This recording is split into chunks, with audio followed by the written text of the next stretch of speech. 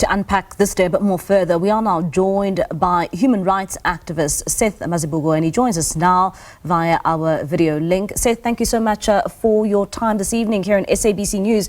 31 years later, after attaining freedom in the country, some, as you saw, say that there's really not much to celebrate. How do you reflect on this day? Thank you very much for inviting us. And let me say this, my sister. Sometimes some of us get very emotional when 31 years we are still complaining, and still saying there is no freedom or we are not feeling the freedom. I am not interested in having to represent those who have enjoyed it before 1994, but I'm speaking on behalf of those who actually who suffered before 1994 and still suffering post 1994 after 31 years.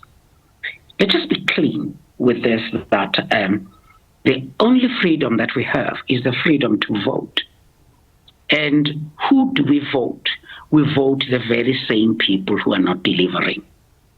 And we appreciate this, that we can now vote when we could not vote before.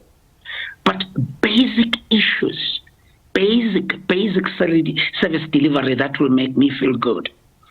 3 houses from my place in Orlando East, I've got a family that has shacks in one house, 13 of them. 13 shacks. 1 running toilet and water. 1 electricity line. Hello? That's freedom. Is that what they should celebrate? Yeah. And I'm trying to ask, maybe I'm even the wrong person to even ask is this the freedom? Maybe SABC in your next one, it will be to really go to those people who can tell you that, what are you talking about? What is this freedom? Let's just take freedom in its basic principles. And there are people who will not understand what it means not to be free in so-called 31 years of freedom. They will never understand because they are sitting somewhere in different. I was listening to Dr. Mantashe just now. I'm saying to myself, where does this man live? The very blame that he is actually putting about Orania, he created Orania. And how do you then say you would have asked people to, who created Orania? Who allowed Orania? Please don't lie to us. Yeah, and please don't lie to humble people. And Seth, it's quite clear that, 31 years later, we still face a number of challenges in this country. Something that you point to is the issues around housing. There are also various service delivery challenges that many communities are faced with. How do we begin then to address some of these challenges? And of course, you there mentioning the acting president today who delivered the main address in Mpumalanga. Yeah.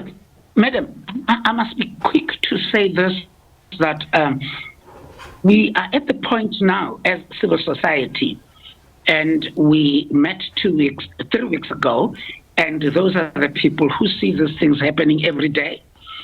And we are now starting to say we are now going to be galvanizing communities to come up with what we call community manifestos, where people, if you go to elections next year, no politician will come to us in Orlando East, where I am, or in Soweto, and give us his or her own manifesto, but it will be the manifesto of the people. Yeah. We will make politicians drink the water we drink, stay in the electricity that we don't have, stay in the shack that we are staying in. I think that's the only way. Let the spirit of 1976 come back before the 50th anniversary of June 16 next year. And Seth, we don't have much time. I just want us to also touch on another aspect. We've just seen the Expropriation Act coming into law. When you look at some of the challenges we are faced with as a country when it comes to land, and then you begin to see this rhetoric that we've been seeing from the US President Donald Trump saying that the rights of the Afrikaner community in South Africa, their rights are being infringed upon. What does it say 31 years later after democracy when you mention about a number of shacks just stuck in one small yard? All right, it seems as if we have lost our guest there, Seth Mazibuko. We were struggling there when it comes to that connection. But of course, he has been giving us his reflections when it comes to the day that we are celebrating today, being a Freedom Day, saying that as a community, they'll start coming up with their own manifestos. And of course, they will then be giving this to the politicians in terms of the demands that they want for the upcoming local government elections.